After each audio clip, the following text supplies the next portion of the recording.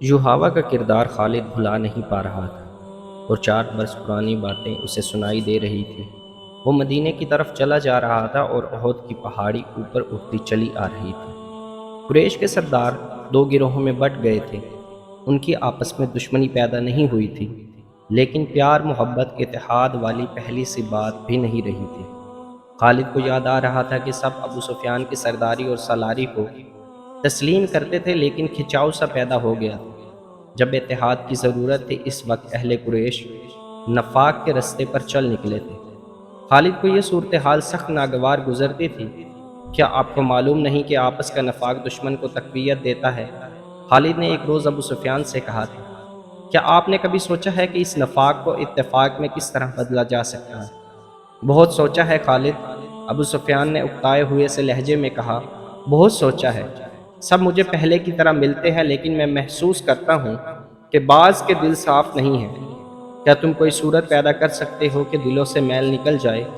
ہاں، میں نے ایک صورت سوچ رکھی ہے، خالد نے کہا۔ میں یہی تجویز آپ کے سامنے لا رہا تھا۔ جن سرداروں کے دلوں میں میل پیدا ہو گئی ہے، وہ اب سمجھنے لگے ہیں کہ ہم نام کے جنگجو رہ گئے ہیں اور ہم نے مسلمانوں کا ڈر اپنے دلوں میں بٹھا لیا ہے۔ شارجہ نے 6 مسلمانوں کو دھوکہ دے کر ان میں سے 2 کو آپ کے ہاتھوں مروا کر ہماری شکل و صورت ہی بدل ڈالی ہے۔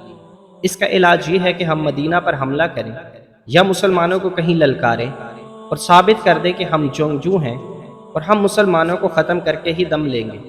ہمارے پاس جواز موجود ہے۔ ابو سفیان نے کہا، میں نے احد کی لڑائی میں آخر میں محمد صلی اللہ علیہ وسلم کو للکار کر کہا تھا کہ تم نے بدر میں ہمیں شکست دی تھی، ہم نے احد کی پہاڑی کے دامن میں انتقام لے لیا۔ میں نے محمد سے یہ بھی کہا تھا کہ قریش کے سینوں میں انتقام کی آگ جلتی رہے گی، ہم اگلے سال تمہیں بدر کے مقام پر للکاریں گے۔ ہاں مجھے یاد ہے، خالد نے کہا۔ ادھر سے عمر کی آواز آئی تھی، اس نے کہا تھا کہ ہمارے اللہ نے چاہا تو ہماری اگلی ملاقات بدر کے میدان میں ہی ہوگی۔ آواز تو عمر کی تھی، الفاظ محمد کے تھے۔ ابو سفیان نے کہا کہ محمد بہت زخمی تھا، وہ اونچی آواز میں بول نہیں سکتا تھا۔ میں محمد کو پیغام بھیجتا ہوں کہ فلاں دن بدر کے میدان میں آ جاؤ اور اپنے انجام کو پہنچو۔ دونوں نے ایک دن مقرر کر لیا اور فیصلہ کیا کہ کسی یہودی کو مدینے بھیجا جائے۔ دوسرے ہی دن ابو سفیان نے قریش کے تمام سرداروں کو اپنے ہاں بلایا اور بڑے جوش و خروش کے ساتھ اعلان کیا کہ وہ مسلمانوں کو بدر کے میدان میں للکار رہا ہے۔ قریش یہی خبر سننے کے منتظر تھے۔ انہیں اپنے عزیزوں کے خون کا انتقام لینا تھا۔ ان کے دلوں میں رسول اللہ صلی اللہ علیہ وسلم کی نفرت بارود کی طرح بھری ہوئی تھی، جو ایک چنگاری کی منتظر تھی۔ وہ کہتے تھے کہ محمد نے باپ باپ اور بیٹے کو اور بھائی بھائی کو ایک دوسرے کا دشمن بنا دیا۔ ابو سفیان کے اس اعلان نے سب کے دل صاف کر دیے اور وہ جنگی تیاریوں کی باتیں کرنے لگے۔ ایک دانش مند یہودی کو پیغام دیا گیا کہ وہ مدینہ جا کر نبی کریم صلی اللہ علیہ وسلم کو دے کر جواب لے آئے۔ خالد کو یاد آ رہا تھا کہ وہ اس روز کس قدر مطمئن اور مسرور تھا۔ قریش کے سرداروں کے دلوں میں جو نفرت پیدا ہو گئی تھی وہ صاف ہو گئی۔ خالد بڑھانکنے والا آدمی نہیں تھا، لیکن اس نے تہیہ کر لیا تھا کہ رسول خدا صلی اللہ علیہ وسلم کو اپنے ہاتھوں سے قتل کرے گا۔ یہودی ایلچی جواب لے کر آ گیا۔ رسول اللہ صلی اللہ علیہ وسلم نے ابو سفیان کی للکار کو قبول کر لیا تھا۔ لڑائی کا جو دن مقرر ہوا وہ مارچ 626 کا ایک دن تھا، لیکن ہوا یوں کہ سردیوں کے موسم میں جتنی بارش ہوا کرتی تھی اس سے بہت کم ہوئی۔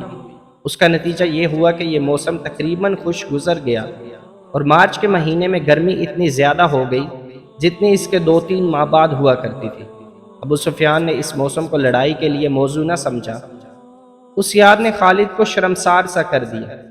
وجہ یہ ہوئی تھی کہ ابو سفیان موسم کی گرمی کا بہانہ بنا رہا تھا۔ مشہور مورخ ابن سعد لکھتا ہے کہ ابو سفیان نے قریش کے سرداروں کو بلا کر کہا کہ وہ کوچ سے پہلے مسلمانوں کو خوفزدہ کرنا چاہتا ہے۔ اس نے یہودیوں کی خدمات حاصل کی اور انہیں خاصی اجرت دے کر تاجروں کے بھیس میں مدینہ بھیج دیا۔ انہیں ابو سفیان نے یہ کام سونپا تھا کہ وہ مدینہ میں یہ افواہیں پھیلائیں کہ قریش اتنی زیادہ تعداد میں بدر کے میدان میں آ رہے ہیں جو مسلمانوں نے پہلے کبھی نہیں دیکھی۔ اس مورخ کے مطابق مدینہ میں اس افواہ کو سچ مانا گیا اور مسلمانوں کے چہروں پر اس کے اثرات بھی دکھے۔ جب رسول کریم صلی اللہ علیہ وسلم تک یہ افواہ پہنچی اور یہ اطلاع بھی کہ بعض مسلمانوں پر خوف و ہراس کے اثرات دیکھے گئے ہیں، تو رسول اللہ صلی اللہ علیہ وسلم نے باہر آ کر لوگوں کو جمع کیا اور اعلان کیا کہ اللہ کے نام لیوا صرف یہ سن کر ڈر گئے کہ قریش کی تعداد زیادہ ہو گئی؟ کیا اللہ سے ڈرنے والے آج بتوں کے پجاریوں سے ڈر گئے ہیں؟ اگر تم قریش سے اس قدر ڈر گئے ہو کہ ان کی للکار پر تم منہ موڑ گئے ہو، تو مجھے قسم ہے خدائے ذوالجلال کی جس نے مجھے رسالت کی ذمہ داری سونپی ہے، میں بدر کے میدان میں اکیلا جاؤں گا۔ رسول خدا صلی اللہ علیہ وسلم کچھ اور بھی کہنا چاہتے تھے، لیکن رسالت مآب صلی اللہ علیہ وسلم کے شیدائیوں نے نعروں سے آسمان کو ہلا ڈالا۔ یہ سراغ نہ مل سکا کہ افواہ کس نے اڑائی تھی، لیکن رسول اللہ صلی اللہ علیہ وسلم کی پکار پر قریش کی پھیلائی ہوئی افواہ کے اثرات زائل ہو گئے اور مسلمان جنگی تیاریوں میں مصروف ہو گئے۔ تھوڑے سے رہ گئے تھے۔ کوچ کے وقت مسلمانوں کی تعداد 1500 تھی، ان میں صرف 50 گھوڑ سوار تھے۔ جن یہودیوں کو افواہ پھیلانے کے لیے مدینہ بھیجا گیا تھا، انہوں نے واپس آ کر بتایا کہ افواہ نے پہلے پورا کام کیا تھا، لیکن ایک روز محمد نے مسلمانوں کو اکٹھا کر کے چند ہی الفاظ کہے تو مسلمان بدر کو کوچ کے لیے تیار ہو گئے۔ ان کی تعداد مدینہ میں ہماری موجودگی تک 1500 تک پہنچ گئی تھی۔ ہمارا خیال یہ ہے کہ تعداد اس سے کم یا زیادہ نہیں ہوگی۔ آج مدینہ کو جاتے ہوئے اس واقعے کی یاد نے خالد کو اس لیے شرمسار کر دیا تھا کہ وہ اس وقت تک محسوس کرنے لگا تھا کہ ابو سفیان کسی نہ کسی وجہ سے مسلمانوں کے سامنے جانے سے ہچکچا رہا ہے۔ خالد کو جب مسلمانوں کی تعداد کا پتہ چلا تو وہ بھڑکا بپھرا ہوا ابو سفیان کے پاس گیا۔ ابو سفیان خالد نے اسے کہا، سردار کی اطاعت ہمارا فرض ہے، میں اہل قریش میں سردار کی حکم عدولی کی روایت کام نہیں کرنا چاہتا، لیکن مجھے قریش کی عظمت کا بھی خیال ہے۔ آپ اپنے رویے کو تبدیل کرنے کی کوشش کریں، کہیں ایسا نہ ہو کہ قبیلہ قریش کی عظمت کا احساس مجھ میں اتنا زیادہ ہو جائے کہ میں آپ کے حکم اور رویے کی طرف توجہ ہی نہ دوں۔ کیا تم نے سنا نہیں تھا کہ میں نے یہودیوں کو مدینے کیوں بھیجا تھا؟ ابو سفیان نے پوچھا۔ میں مسلمانوں کو ڈرانا چاہتا تھا۔ ابو سفیان، خالد نے اس کی بات پوری ہونے سے پہلے کہا، لڑنے والے ڈرایا نہیں کرتے۔ کیا آپ نے مسلمانوں کو قلیل تعداد میں لڑتے ہوئے نہیں دیکھا؟ کیا آپ نے خبیب اور زید کو اہل قریش کی برچھیوں کے سامنے کھڑے ہو کر نعرے لگاتے نہیں سنا تھا؟ میں آپ سے صرف یہ کہنے آیا ہوں کہ اپنی سرداری کا احترام کریں اور بدر کو کوچ کی تیاری کریں۔ دوسرے ہی دن مکہ میں یہ خبر پہنچی کہ مسلمان مدینہ سے بدر کی طرف کوچ کر گئے ہیں۔ اب ابو سفیان کے لیے اس کے سوا اور کوئی راستہ نہیں رہ گیا تھا کہ وہ کوچ کا حکم دے۔ قریش کی جو تعداد بدر کو کوچ کے لیے تیار ہوئی تھی وہ 2000 تھی اور 100 گھوڑ سوار اس کے علاوہ تھا۔ قیادت ابو سفیان کی تھی اور اس کے ماتحت خالد، اکرمہ اور صفوان نائب سالار تھے۔ حسب معمول ابو سفیان کی بیوی ہند اور اس کی چند ایک کنیزیں اور گانے بجانے والی عورتیں بھی ساتھ تھیں۔ مسلمان رسول کریم صلی اللہ علیہ وسلم کی قیادت میں 4 اپریل 626 بمطابق یکم ذی القعدہ 4 ہجری کے روز بدر کے میدان میں پہنچ گئے۔ قریش ابھی اسفان کے مقام تک پہنچے تھے۔ انہوں نے وہیں رات بھر کے لیے پڑاؤ کیا۔